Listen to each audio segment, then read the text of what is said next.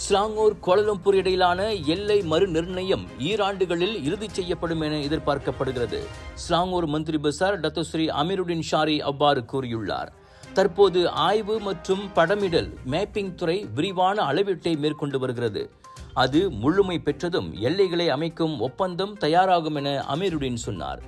எது எப்படி இருப்பினும் எல்லைகளை தெளிவாக வரையறுக்க முயற்சிகள் மேற்கொள்ளப்படும். சமையல் அறைகள், வறண்டாக்கள் அல்லது குறிப்பிட்ட வளாகங்கள் நடுவில் எல்லை கோடுகள் வருவதை தவிர்க்க விரும்புகிறோம் என்றார் அவர். டோல் கட்டண வசூலிப்பு, ஊராட்சித்துறையின் அமலாக்க நடவடிக்கைகள், இரு மாநிலங்களுக்கும் இடையிலான வசதி பயன்பாடு, பராமரிப்பு போன்றவற்றை சீராக்க இந்த எல்லை மறு நிர்ணயம் அவசியம் என மந்திரி பசார் சொன்னார்.